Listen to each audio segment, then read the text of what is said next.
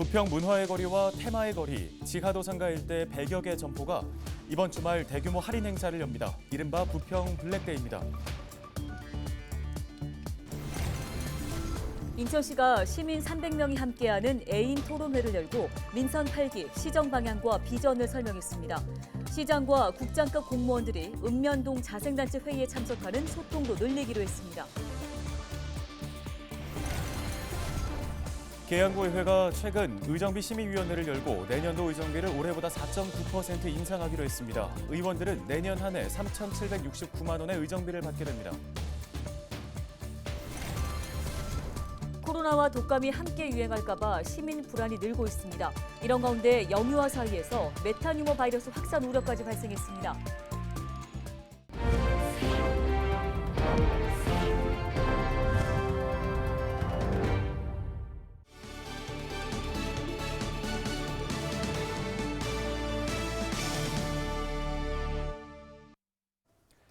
여러분 안녕하십니까? 헬로티비 뉴스입니다. 침체된 상권을 살리기 위한 대규모 할인 행사가 이번 주말 인천 부평 일대에서 열립니다. 미국의 블랙 프라이데이에서 따온 형태로 오래간만에 부평 지역의 최대 규모 할인 행사가 될 전망인데요. 네, 치솟는 물가에 잔뜩 위축된 소비 심리가 되살아날 수 있을지 주목됩니다. 이정화 기자가 현장 취재했습니다.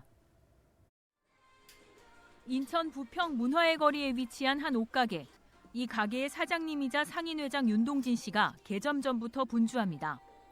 조만간 열리는 부평 블랙데이를 준비하기 위해서입니다. 상권은 기대가 큽니다. 동행 세일이라는 식으로 해갖고 했었거든요. 근데 이럴 때는 매출이 거의 이상, 더블 이상으로 올라갑니다. 그래서 이번 이 사업도 거의 100% 이상을 지금 보고 기대를 하고 있습니다. 코로나19 여파로 주춤했던 지역 상권에서 3년 만에 열리는 대규모 할인 행사. 의류와 액세서리 등을 최대 80%까지 할인합니다. 문화의 거리와 테마의 거리, 지하도 상가를 중심으로 모두 100여 개 점포가 동참합니다. 또 다른 자영업자도 오랜만에 매출을 올릴 생각에 한껏 들떴습니다. 지금 기대가 굉장히 크고요. 일단은 멀리 계시는 고객님들도 이 행사를 알고 좀 많이 발길을 하셔가지고 조금 여기 전체적으로 상인분들 도움이 많이 됐으면 좋겠습니다. 이처럼 낙후된 부평 상권을 활성화한다는 목표로 지난해 말 출발한 부천 상권 르네상스 사업. 중소벤처기업부 공모에 선정돼 오는 2026년까지 사업비 80억 원을 투입하게 됩니다.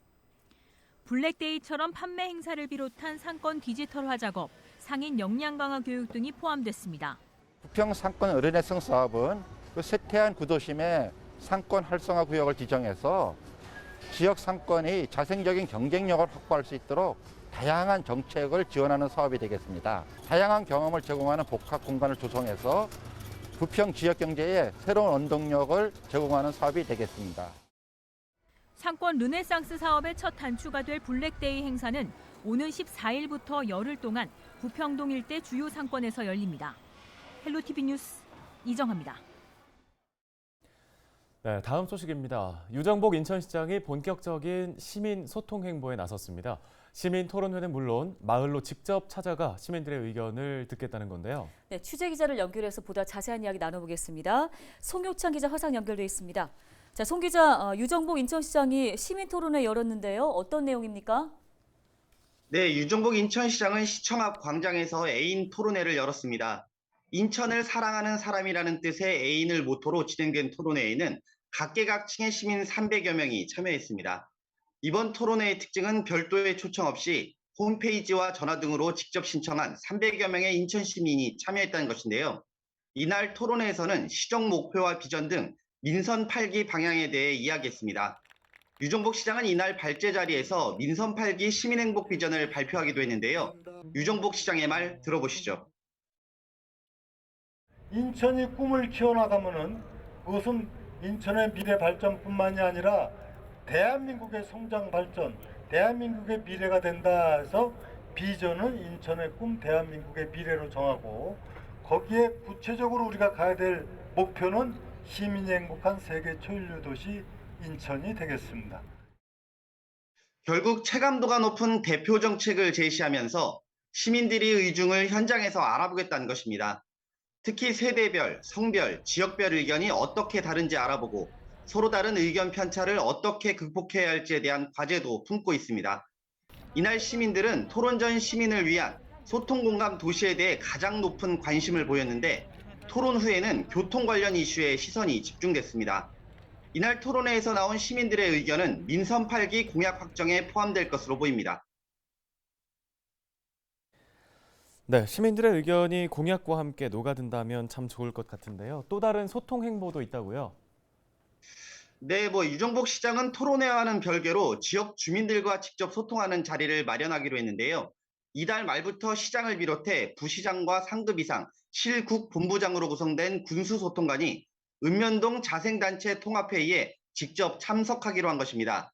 시장과 부시장은 월 1회 이상, 군수소통관은 격월로 회의에 참여하게 되는데요. 이를 통해 시에서 추진하는 주요 시책에 대한 시민들의 의견을 듣고 정책에 반영하는 등 시민들의 정책 참여를 유도하겠다는 것입니다. 또한 지역 현안 문제를 듣고 해결 방안을 함께 고민하겠다는 의중도 포함되어 있습니다. 앞서 인천시는 지난 9월이죠. 군구의 주요 정책 전파와 재난 상황에서의 현장 대응력을 높이기 위해 상급 이상 실국 본부장을 군구별로 지정하는 군구 소통관을 운영한 바 있습니다. 예, 그렇다면 이 같은 행보가 앞으로 정책 시행에 어느 정도 영향을 미칠 것으로 예상할 수 있을까요? 네, 유정복 시장은 재물포 르네상스나 행정체제 개편 등 정책 실현을 위해 시민의 소리에 귀 기울이는 소통 행정이 중요하다고 강조하고 있는데요. 특히 마을 안으로 들어가 시민과 함께 만들어가는 정책이 시민들이 원하는 소통은 물론 지역 현안 해결의 토대가 될 것으로 기대하고 있습니다. 또한 실질적인 정책 실행에 있어 주민과 정치권의 공감대 형성이 중요한 만큼 이번 소통 행보에 시선이 집중되는 이유이기도 합니다. 네, 알겠습니다. 여기까지 듣겠습니다. 소교창 기자였습니다.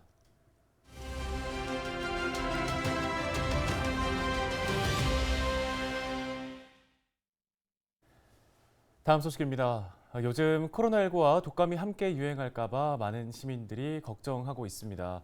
또 최근에 영유아 사이에서 메타뉴머 바이러스 확산 우려까지 발생하면서 걱정이 커지고 있는데요. 전문가 연결해서 조금 더 자세히 들어보겠습니다. 네, 인제대학교 백병원 가정의학과의 김경우 교수를 전화 연결해서 관련 이야기 나눠보겠습니다. 자, 교수님, 앞서 저희가 얘기한 이 메타뉴모, 코로나와 독감과는 달리 일반 시민들에게는 좀 생소한 이름입니다. 먼저 어떤 질병이며 영유아들에게는 어떤 영향을 끼칩니까? 네, 메타뉴모 바이러스는 감기와 폐렴을 일으키는 호흡기 바이러스인데요. 특히 어린 영유아나 고령층의 어르신, 그리고 면역자자에게 잘 발생합니다. 감염되면 약 3일에서 6일의 잠복기를 거쳐서 기침과 발열, 코막힘과 같은 상기도 감염뿐만 아니라 기관지염이나 폐렴과 같은 하기도 감염도 일으키는데요. 중증화와 사망을 일으킬 수 있어서 매우 주의가 필요합니다. 증상만으로는 독감이나 코로나와 같은 다른 바이러스 감염과 감별하기가 어렵습니다. 우리나라 호흡기 바이러스 병원체 감시 보고에 따르면 발열과 기침 증상을 보이는 환자 4-5명 중에서 1명꼴로 발견될 정도로 차지하는 분율이 높아지고 있습니다. 감염 전파 경로는 역시 비말 전파와 손을 통해서 이루어지기 때문에 증상이 있는 분들은 다른 사람들과의 대면 접촉을 피하시고 또 기침이나 비말이 전파되지 않도록 손 씻기라든지 또 밀접한 접촉을 피하시고 실내 환기와 마스크 착용과 거리 두기와 같은 생활 방역 수칙이 매우 중요하겠습니다. 네, 3가지 이상의 질병이 동시에 유행하는 걸 멀티데믹이라고 부르더라고요. 이 멀티데믹이 현실화된다면 시민들에게 어떠한 악영향을 끼칠지 한 말씀 부탁드립니다. 우선 의료 이용에 혼란을 줄 수가 있겠는데요.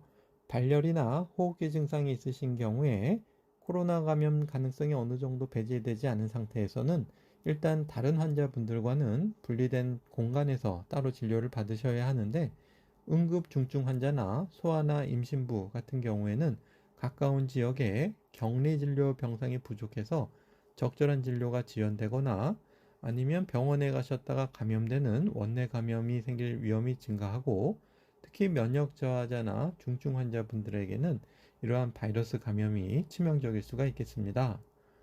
두 번째는 여러 감염병이 이제 동시에 유행하게 되면 주변에 감염자가 증가하게 되고 또 최근 마스크 착용이나 방역 긴장도가 완화되어 있는 상태에서는 여러 가지 다중이용시설 방문이라든지 대중교통 등을 통한 감염 위험 역시 증가하게 되는데 중증화 위험이 높은 고위험군이 아니시라고 하더라도 건강한 성인들에게도 이러한 감염 자체는 건강적으로도 힘드신 부분들이 있지만 사회 경제 활동에도 제약이 되고 또 삶의 질 저하도 우려될 수가 있기 때문에 가급적 감염 위험을 최소화하는 노력은 여전히 필요하다고 할 수 있겠습니다. 예, 만일 이 멀티데믹이 실제로 찾아온다면 그렇다면 시민들과 지자체 그리고 상위기관들에서는 어떠한 예방 조치를 취해야 할까요? 네, 우선 감염병 예방과 의료 대응 체계 준비가 중요하다고 할 수 있겠는데요. 감염병 예방에 있어서는 아무래도 예방 접종이 매우 중요하겠습니다. 인플루엔자 예방 접종, 코로나 예방 접종을 적극적으로 안내하는 것이 필요하겠고 또 폐렴구균 예방 접종자도 미리 해두시는 것이 필요한데요. 뿐만 아니라 이러한 접종 후 발생하는 이상 반응 발생에 대해서도 적극적인 대응과 지원이 필요하겠습니다. 그리고 감염 전파 위험을 낮추기 위해서 춥고 건조한 계절에는 산밀 환경 노출을 최소화하는 것이 필요하겠고요. 마스크 착용과 손 씻기, 그리고 아프면 쉴 수 있는 환경을 만드는 것이 중요하겠습니다.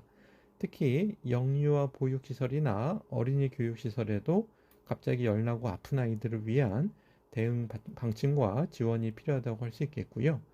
또 의료 대응 체계 면에서는 감염병 의심 환자도 다른 환자에 대한 원내 감염 전파 위험 없이 적절하고 신속한 진료를 받을 수 있도록 충분한 격리 공간과 또 의료 인력 지원, 또 임상 진료 지침, 감염 관리 시스템 도입 등이 중요한데요. 특히 응급실이나 투석실, 분만실, 산후조리원, 또 요양원이나 요양병원 등에도 이러한 철저한 대비가 필요하다고 할 수 있겠습니다. 네, 교수님 말씀 여기까지 듣겠습니다. 인제대 백병원 가정의학과 김경호 교수였습니다.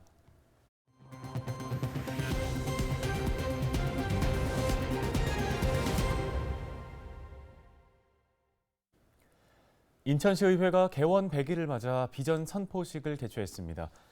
인천시의회는 이번 비전 선포식을 통해 새로운 의회상을 정립하고 발전 방향이 담긴 비전과 전략을 수립하겠다는 계획입니다. 이번에 발표한 비전에는 신뢰와 소통, 협력, 투명성과 혁신을 바탕으로 한 3대 핵심 전략이 포함됐습니다. 3대 핵심 전략은 시민의 의정 참여 기회 확대와 인천형 스마트 선진의회 실현, 의회 입법 지원 강화, 지방자치 2.0 실현을 위한 전략 중심적 조직화입니다. 시의회는 내년 8월까지 전략관리 시스템 구축을 마치고 9월부터 본격적으로 시스템을 운영한다는 계획입니다. 계양구의회가 내년도 의정비를 4.9% 올리기로 했습니다. 계양구의회는 최근 의정비 심의위원회를 열고 이같이 결정했다고 밝혔습니다. 지방의원의 의정비는 직무활동 대가로 지급되는 월정수당과 자료 수집 등을 위해 지급하는 의정활동비로 구성되는데요. 의정활동비는 월 110만 원 정액으로 정해져 있어서 의정비 인상 시 월정수당만 인상 가능합니다. 의정비 심의위원회 결정대로 추진되면 구의원들은 올해 연간 의정비 3,593만 원에서 내년에는 4.9%가 인상된 3,769만 원을 받게 됩니다. 부평 캠프마켓의 오염토양 정화를 마친 민관협의회가 4년 만에 공식적인 활동을 마무리했습니다. 인천시는 캠프마켓 다이옥신류 등 복합 오염토양 정화를 위한 민관협의회가 제17차 회의를 마지막으로 활동을 종료했다고 밝혔습니다.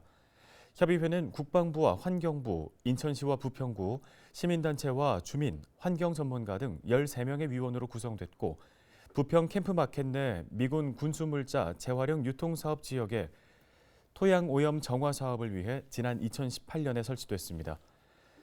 10,000피코그램이 넘는 다이옥신이 검출된 캠프마켓 오염토에 대한 정화 작업은 지난 2019년 5월부터 시작됐으며 정화 작업을 완료한 지난해 9월 30일 분석에서는 2.18피코그램만 검출됐습니다. 뉴스 마치겠습니다. 네, 고맙습니다.